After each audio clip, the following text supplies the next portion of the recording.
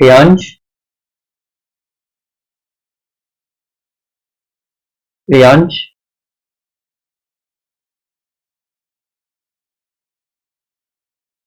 नहीं की क्यों? एनसीईआरटी एक्सरसाइज क्यों कंप्लीट नहीं की? शिखर, ये अगला चैप्टर पूरा अटेंड करा आपने? शिखर,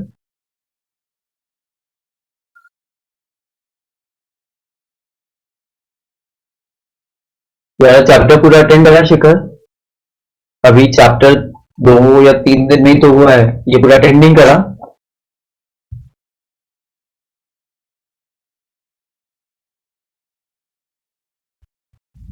माइक ऑन करके बोलो शिखर।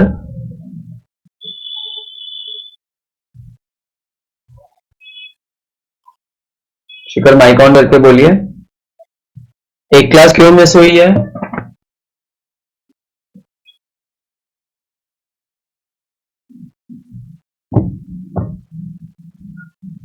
फिर भी तू क्लासेस मिस करता रहेगा तो कैसे काम चलेगा?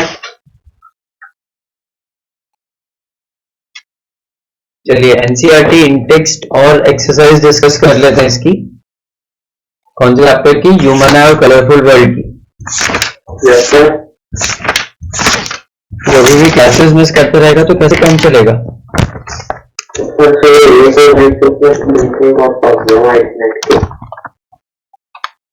तो रिकॉर्डिंग देखा करना।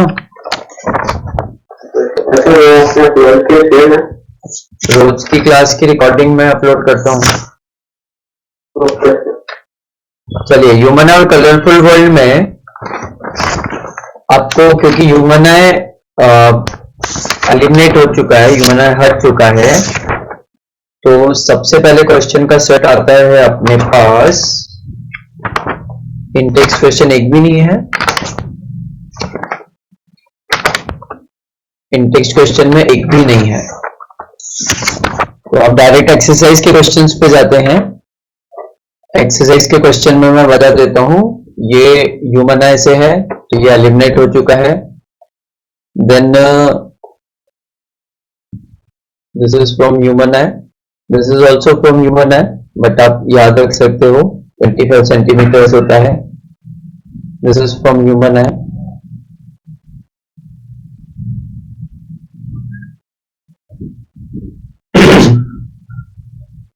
ये ह्यूमन आई से है पर ये पावर ऑफ लेंस से भी है, तो ये क्वेश्चन पूछ सकते हैं। जो 5th क्वेश्चन है वो है तो ह्यूमन आई से, पर पावर ऑफ लेंस से भी है, same concept.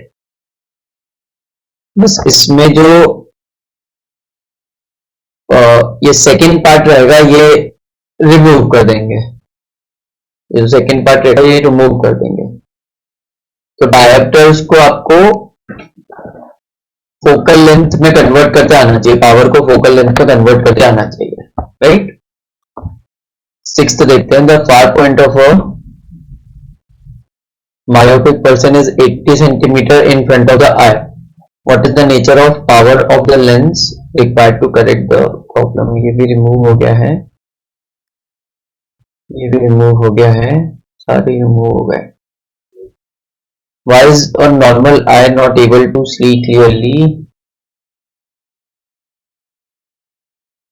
Why do stars twinkle? तो आप इसका आंसर फॉर्म कर सकते हैं प्रॉपरली। मैं रीड कर देता हूं, मेरे पास जो आंसर है, हम लोगों ने क्लास में डिस्कस किया है कि स्टार ट्विंकल क्यों करते हैं। आपने खुद से लिखा होगा अगर होमवर्क किया है तो। मैं एक बार रीड कर देता हूं और बता देता हूं कि कुछ कीवर्ड्स, की पॉइंट्स मेरे सबसे क्या हैं, उनको याद रखेंगे तो, और एग्जाम में लिखेंगे तो अच्छे मार्क्स मिल सकते हैं। तो क्वेश्चन है why do stars twinkle. Answer है इसका due to wind and convention currents. मैंने बताया था जो एटमॉस्फेयर है अर्थ के ऊपर कंटिन्यूसली हवा चलती रहती है तो टेम्परेचर वेरिएशन बहुत ज्यादा होता है। टेम्परेचर वेरिएशन के कारण क्या होता है, mu that is refractive index her medium का जो है वो चेंज होते रहता है। चेंज होते रहता है तो अपैरेंट पोजीशन स्टार की चेंज होती रहती है और उसलिए ट्विंकल करते हैं. So the answer is due to wind and convention currents. तो इसमें विंड और कन्वेंशन करंट्स. कन्वेंशन करंट्स क्या होते हैं, कोई बता सकता है? कन्वेंशन करंट पे हीट करंट की बात कर रहे हैं. कन्वेंशन करंट्स क्या होते हैं?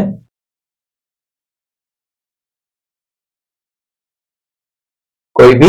What are convention currents? आप लोगों को पता होगा कि जो हीट ट्रांसफर है,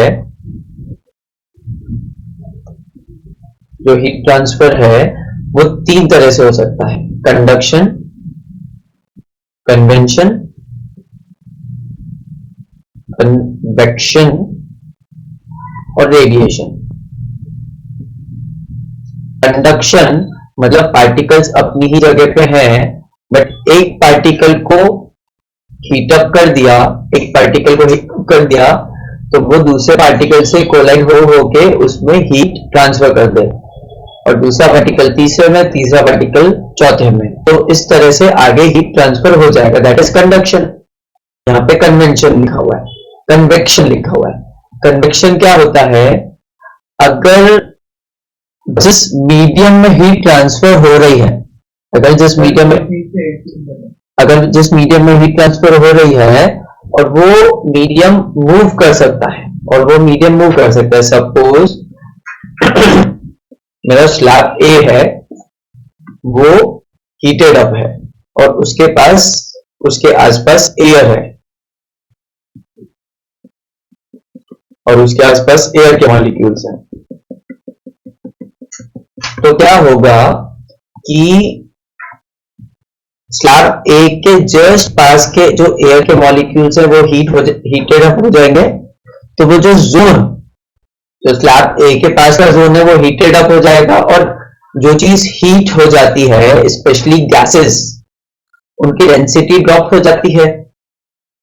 जो चीज हीट हो जाती है वो एक्सपांड हो जाएगी, वो एक्सपांड हो जाएगी और उनकी डेंसिटी ड्रॉप हो जाएगी. क्योंकि उनकी डेंसिटी ड्रॉप हो जाएगी तो वो ऊपर उठने लगेंगे और कोल्डर एयर नीचे जाने लगेगी, और कोल्डर एयर नीचे जाने लगेगी. तो ये जो फ्लो बना, ये जो फ्लो बना, इसको बोलते हैं करंट. और ये करंट किस कारण आ रहा है? कन्वेंशन के कारण. इसलिए इस पूरे को बोलते हैं कन्वेक्शन करंट. इसलिए इसको पूरे को बोलते हैं कन्वेक्शन करंट. सो क्वेश्चन कि why do stars twinkle? Answer है due to wind and convention current density of the atmosphere layer keeps on changing. एक इंपॉर्टेंट कीवर्ड हुआ कन्वेंशन करंट और दूसरा density. As a result, the position of the stars keeps fluctuating from its mean position. As a result, the position of the stars keeps fluctuating from the mean position. The fluctuating image of the stars makes them appear to twinkle to the observer. तो जो apparent image है, apparent image है, उसकी position change होती रहती है.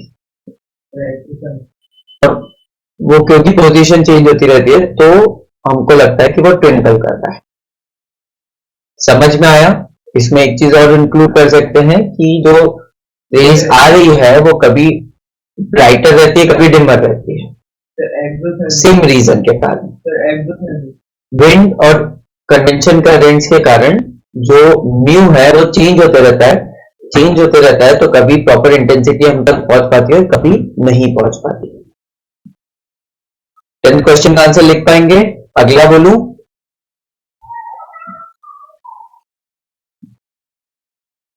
Next बोलूं? Next, explain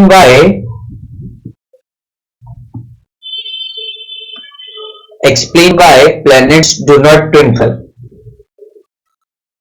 तो वन लाइन या शॉर्ट आंसर है क्योंकि वो स्टार से बड़े होते हैं.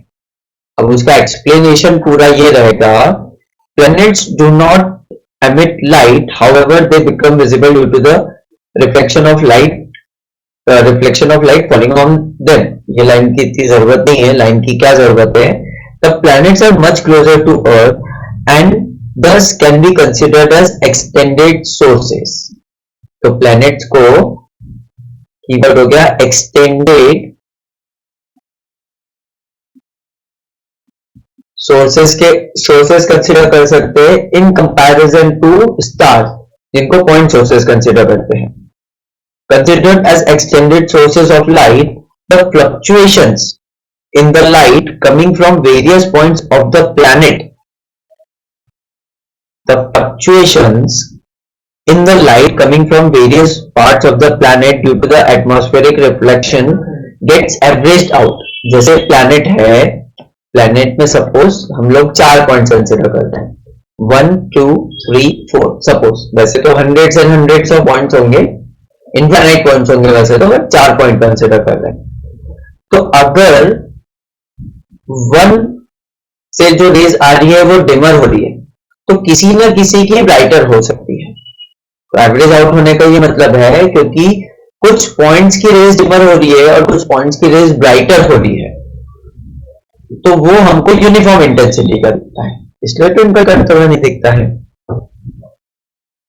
The planet are much closer to Earth and thus can be considered as extended sources of light. The fluctuations in the light coming from various points of the planet due to atmospheric refraction gets averaged out.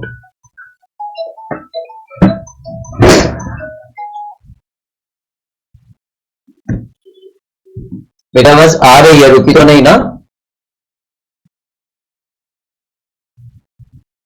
Hello,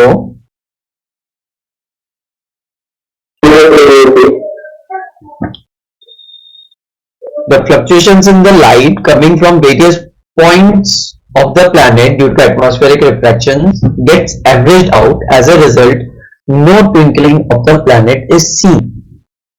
समझ में आया? प्रियांशी, ये चीज समझ में आती है?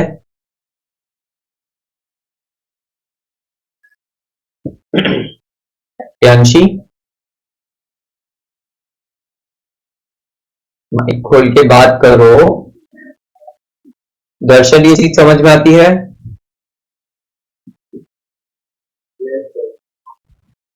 किसी को नहीं आई तो बोलिए.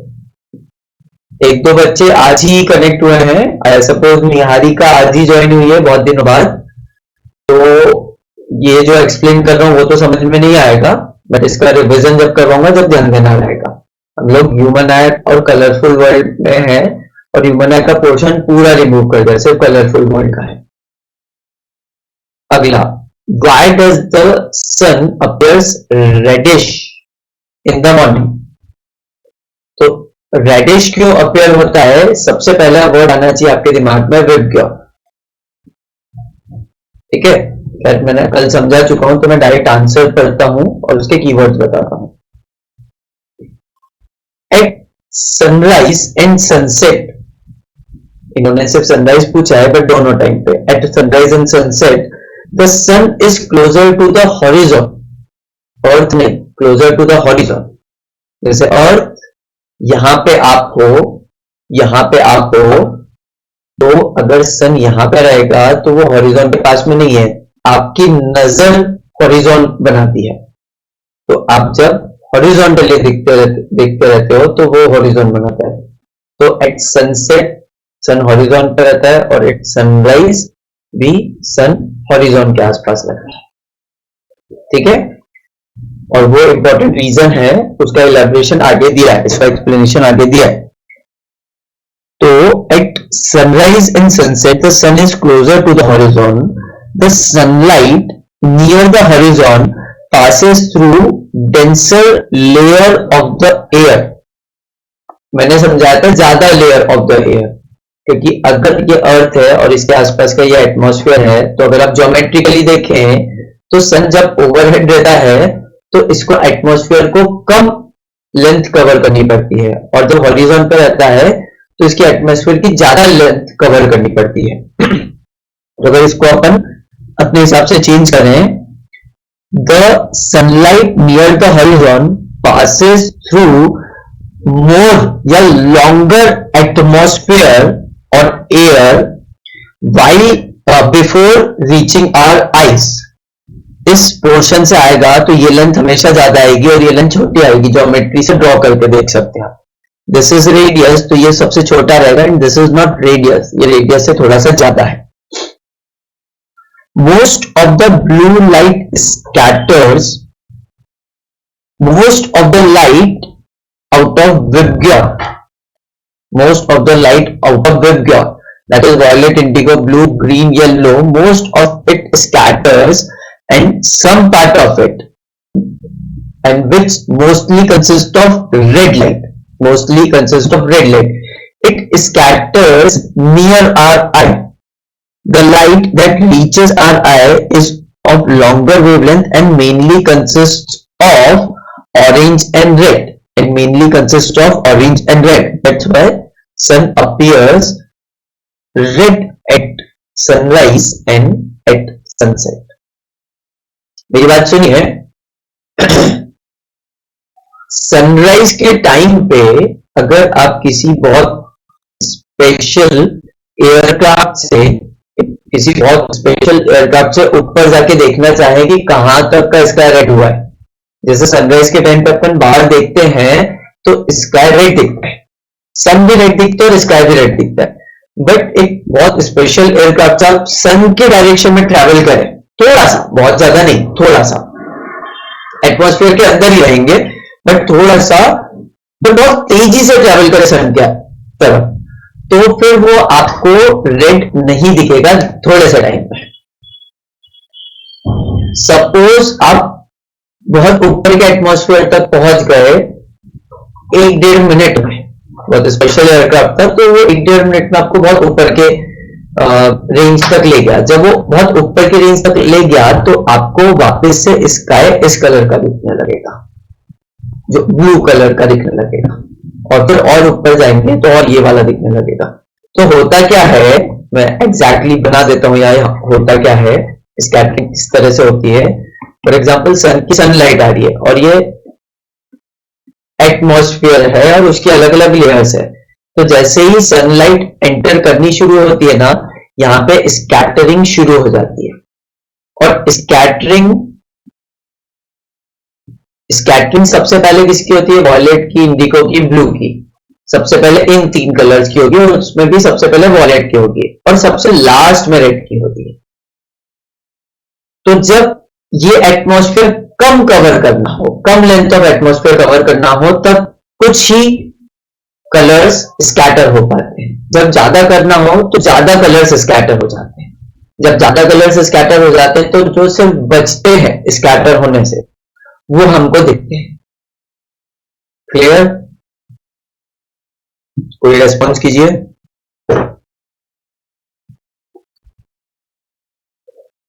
ट्वेल्थ वाला क्लियर है क्या? रेस्पॉन्स कीजिए, ऐसा नहीं चलेगा.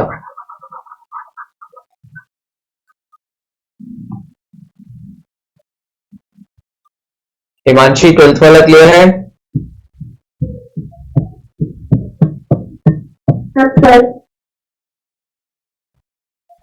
Next, why does the sky appears dark instead of blue to the astronauts? या इस पे मैं एक क्वेश्चन ऐड कर देता हूं. मून जब सनराइज देखेंगे, आंख बंद करके इमेजिन कीजिए सनराइज. जब भी सनराइज आपको बोला जाता है, आप पूरे स्काई को इल्यूमिनेटेड लेते हो, हाँ या ना? जब भी आपको सनराइज बोला जाता है, आप पूरे स्काई को इल्यूमिनेटेड लेते हो. स्काई इल्यूमिनेट क्यों होता है? क्योंकि वहां पे एटमॉस्फेयर है. स्काई इल्यूमिनेट क्यों होता है? क्योंकि वहां पे एटमॉस्फेयर है. तो अगर आप किसी स्पेस स्टेशन पे है जो कि हमारे एटमॉस्फेयर के बिल्कुल कोने पे है या उससे बाहर है, कोई सैटेलाइट है which is continuously orbiting the earth, और उस पे जाके आप जब सनराइज देखते हो, उस पे थ्रू जब आप सन को देखते हो या सनराइज देखते हो तो आपको स्काई काला दिखता है, जैसा कि मून की सरफेस पे होगा। मून की सरफेस पे भी स्काई ब्लैक दिखेगा। स्काई ब्लू क्यों दिखता है? स्काई ब्लू इसलिए दिखता है क्योंकि सन की लाइट स्कैटर होती है। सन की लाइट स्कैटर क्यों होती है? क्योंकि जैसे ही लाइट, ध्यान से सुनिएगा, चाहे तो लिख लीजिए, जैसे ही लाइट अपनी वेवलेंथ, जैसे ही लाइट, चाहे तो लिख लीजिए इसको, जैसे ही लाइट अपनी वेवलेंथ से बड़े पार्टिकल्स को स्ट्राइक करती है, वो स्कैटर, फैलना शुरू हो जाती है, स्कैटर होना शुरू हो जाती है। स्कैटर होना मतलब जैसे एक ड्रॉपलेट है, वो आके किसी पार्टिकल से वो आके किसी वॉल से टकराई तो वो फैल जाएगी, सारी डायरेक्शन पर फैल जाएगी। उसी तरह से लाइट स्कैटर हो जाती है। जैसे अगर लाइट ट्रैवल कर रही है, कोई पार्टिकल आया, वो पार्टिकल की वेवलेंथ, सॉरी, वो पार्टिकल का diameter, considering particle to be spherical, वो पार्टिकल का डायामीटर लाइट की वेवलेंथ से बड़ा है, तो लाइट इससे टकरा के स्कैटर हो जाती सारी डायरेक्शन में।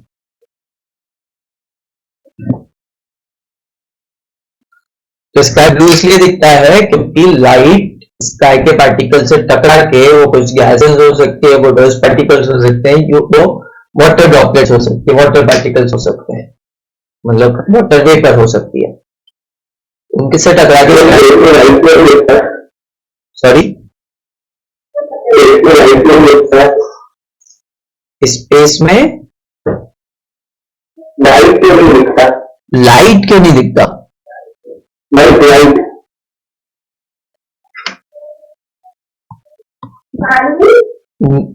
नाइट बोल रहे हो? क्या बोल रहे हो? वाइट कलर बोल रहा है। White, okay. बहुत बढ़िया क्वेश्चन है। जैसे आपने पूछा कि अगर स्पेस में स्कैटरिंग नहीं होती तो लाइट ही लाइट होनी चाहिए, और क्योंकि लाइट वाइट कलर की है तो जब मैं देखूं तो वाइट दिखनी चाहिए, राइट? ऋषभ ने पूछा नहीं है, किसने पूछा था?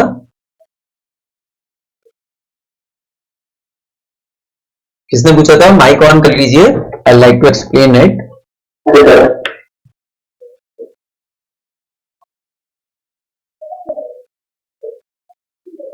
आदित्य ने पूछा था। क्वेश्चन ये है कि आदित्य का क्वेश्चन ये है, जैसा मैं समझा हूं, आदित्य का क्वेश्चन ये है कि suppose this is your sun, this is your earth orbiting the sun, और अर्थ के पास में एक छोटा सा सैटेलाइट है जो अर्थ को ऑर्बिट कर रहा है। अर्थ के पास में एक छोटा सा सैटेलाइट है जो अर्थ को ऑर्बिट कर रहा है। तो इस पे जो सन की रेज आएगी, ये जो सैटेलाइट है, ये जो छोटा सा डॉट है, इस पे जो सन की रेज आएगी, उसके कारण मैं बोल रहा हूं, इससे जब बाहर की तरफ देखेंगे तो सन दिखेगा और सन के आसपास ब्लैक दिखेगा। आदित्य पूछ रहा है क्योंकि यहाँ पे सन की रेज आ रही है, क्योंकि यहाँ पे सन की रेज आ रही है, तो ये पूरा इसका वाइट दिखना चाहिए। जैसे यहां से इस डायरेक्शन में भी देखा जाए तो यहां पे भी लाइट जा रही है, तो that should appear completely light light दिखना चाहिए, बट हमको ब्लैक क्यों दिखता है? आदित्य मेरे को बताओ कि आप लाइट को देख पाते हो क्या? लाइट को देख पाते हो क्या?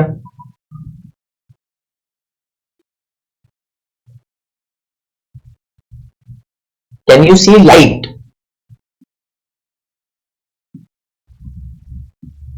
नहीं, लाइट को नहीं देख सकते।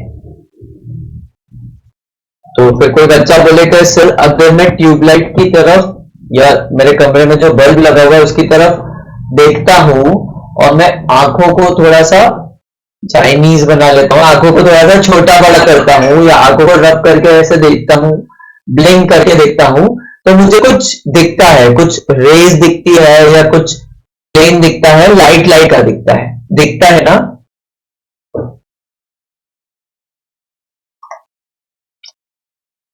सर इसकी एक प्रोमिनेंट थ्योरी है, मुझे पता है, पर इसको कोई कोई आंसर नहीं है इस वर्ल्ड में। तो क्वांटम फिजिक्स पर पहुंच जाएगा पिलवानी, ये अलग से डिस्कस कर लेना मेरे साथ, मेरे को जो पता है वो बता देता हूं। आप लाइट नहीं देख सकते हो, आप लाइट नहीं देख सकते हो। जैसे दूर से कोई लाइट की रे जा रही है, दूर से कोई लाइट की रे जा रही है तो वो आपको दिखेगी नहीं। आपको क्या दिखेगा? आपको ऑब्जेक्ट्स दिखेंगी। पूरी बात सुनना फिर किसी कंक्लूजन पे आना। आपको ऑब्जेक्ट्स दिखेगी। अगर वो ऑब्जेक्ट्स बहुत बहुत स्मॉल है, अगर वो ऑब्जेक्ट्स बहुत ज्यादा स्मॉल है, तो जब लाइट इन पे फॉल हो रही है और स्कैटर हो रही है, और स्कैटर हो रही है और आसपास और ऑब्जेक्ट्स है उनसे भी टकरा रही है, तो यहां पे जो लाइट स्कैटर हो रही है वो कलर दिखने लगेगा। क्यों? क्योंकि वो कंटिन्यूसली ऑब्जेक्ट से टकरा रही है और उनसे रिफ्लेक्ट होकर आपकी आंखों तक किसी न किसी तरह से लाइट आ पा रही है, तो वहां पे आपको वो कलर दिखने लगेगा, वहां पे आपको वो कलर दिखने लगेगा। बट लाइट कभी नहीं दिखती है, पर लाइट कभी नहीं दिखती है। तो मेरा कहना है आदित्य को कि जब आप स्पेस क्राफ्ट से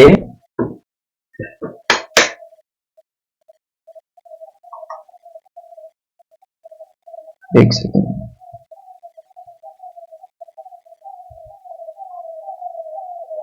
तो मेरा कहना है आदित्य को, जब आप स्पेस, ये क्या था, स्पेस स्टेशन से जब इस लाइट की तरफ देखेंगे पर उस लाइट की तरफ से आपकी आंखों की तरफ कुछ नहीं आ रहा, तो फिर आप रीड किसको करोगे? आपको डार्क दिखेगा, ब्लैक दिखेगा। क्लियर है आदित्य?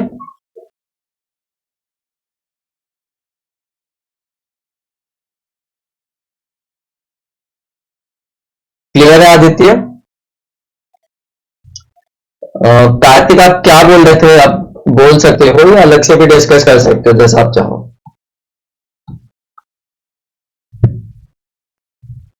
माइक ऑन हो पाएगा कार्तिक?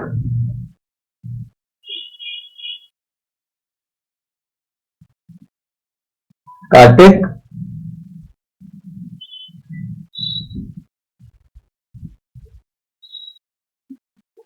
चलो, कार्तिक आ रहा है 2 मिनट में, फिर अगला क्वेश्चन करते हैं। कार्तिक माइक ऑन करके रखना। Why does the sky appears dark? ये हो गया। Why does the sky appear dark to the astronaut?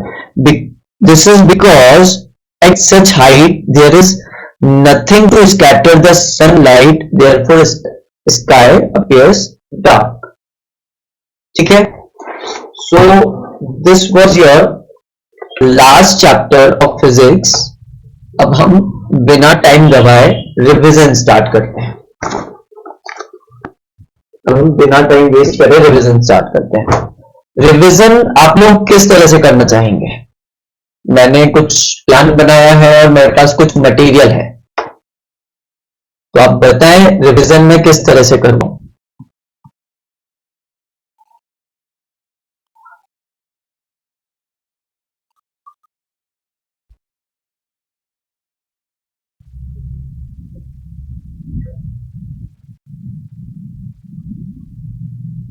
Darshan Darshan revision में किस तरह से करवाऊं? पहले आप थोड़ा सा टॉपिक समझा